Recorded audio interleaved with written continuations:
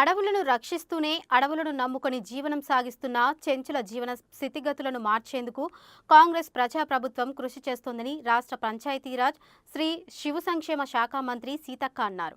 నాగర్ కర్నూలు జిల్లా అమ్రాబాద్ నల్లమల్ల అడవి ప్రాంతంలోని చెంచులకు సిపిఎం ట్రస్ట్ ద్వారా ఏర్పాటు చేసిన దుప్పట్లను స్థానిక ఎమ్మెల్యే డాక్టర్ వంశీకృష్ణతో కలిసి పంపిణీ చేశారు. త్వరితగతిన అంతరించిపోతున్న ఆదిమ జాతి చెంచు బిడ్డలను రక్షించుకోవాల్సిన బాధ్యత ఈ ప్రభుత్వంపై ఉందని సీతక్క అన్నారు. అడవులను రక్షించడంతో పాటు అడవిని నమ్ముకుని జీవిస్తున్న చెంచులకు కావలసిన కనీస మౌలిక సదుపాయాలను కల్పించేందుకు ప్రభుత్వం కట్టుబడి ఉందన్నారు.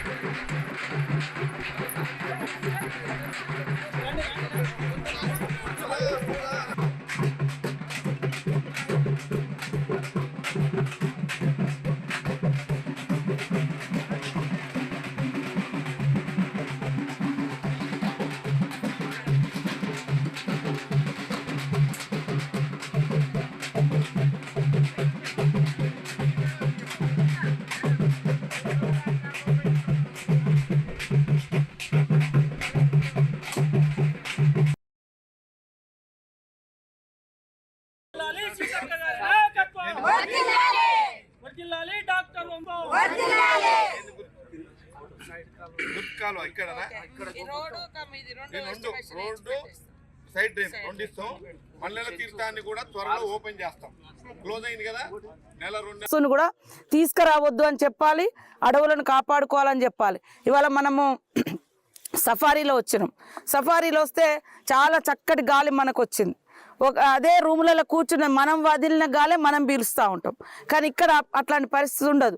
కాబట్టి ప్రతి ఒక్కరు కూడా కనీసం నెలకొకసారి 2 నెలలకు ఒకసారి ఈ అటవీ ప్రాంతాల్లో కూడా పబ్లిక్ వచ్చేటట్టుగా టూరిస్టులను ఆకర్షించే విధంగా కూడా ఈ నల్లమల్ల ప్రాంతాన్ని కూడా ఖచ్చితంగా అభివృద్ధి చేసే విధంగా మన ప్రభుత్వం, మన సీఎం గారు, అదేవిధంగా టూరిజం మంత్రి గారు, ఇక్కడ స్థానిక ఎమ్మెల్యే గారు చాలా యాక్టివ్గా ఉన్నారు.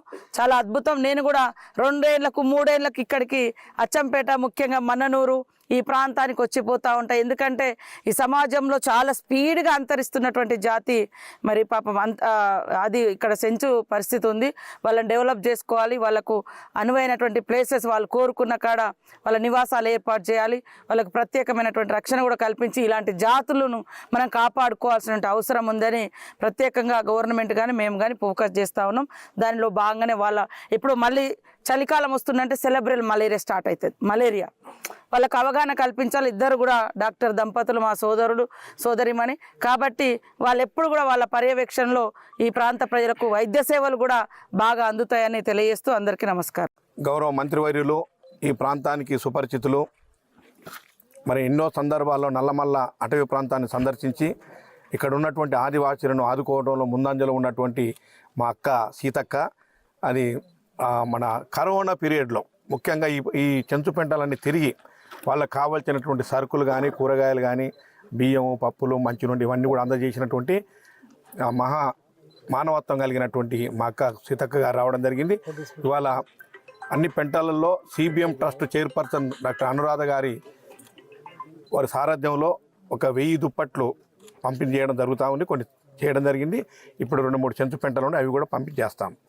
అదే అన్నిటికి మించి ఈ నల్లమల్ల ప్రాంతం ఒక 6 లక్షల ఎకరాలలో విస్తరించి ఉన్నటువంటి నల్లమల్ల తెలంగాణ రాష్ట్రానికి ఊటీ లాంటిది. ఇది తెలంగాణ రాష్ట్రానికి తలమానికం. కాబట్టి ఈ నల్లమల్లలో లింగమయ్య స్వాములకు కొలువైనటువంటి నల్లమల్లలో 18 ప్లేసెస్ ఉన్నాయి టూరిజం డెవలప్ చేయడానికి. 18 ప్లేసులలో మొట్టమొదటిది ఉమామహేశ్వరం, తర్వాత లొద్ది మల్లయ్య, సలేశ్వరం, వ్యూ పాయింట్, బౌరాపూర్ చెరువు, దాంతోపాటుగా మల్లెల తీర్థం, అదేవిధంగా ఆక్టోపస్ వ్యూ, తర్వాత దత్త పాదాలు, కదిలి వనం, అక్కమాదేవి కేవ్స్, అక్కమాదేవి గుహలు, అదేవిధంగా వద్దరాల గట్టు. అటువైపు వెళ్తే మళ్ళీ మధ్యమడుగు, గీసుగండి, అదేవిధంగా గున్నపెంట, తర్వాత అప్రోచి ఏంటది మన పెద్దరేవు అన్నట్టు పెద్దరేవు, అదేవిధంగా అంతర్గంగా, తర్వాత గుండం, వీటితో పాటు నరసింహలవాగు, అదేవిధంగా రాయలగండి రాయలగండి టెంపుల్, మధ్యమడుగు, తర్వాత ప్రతాప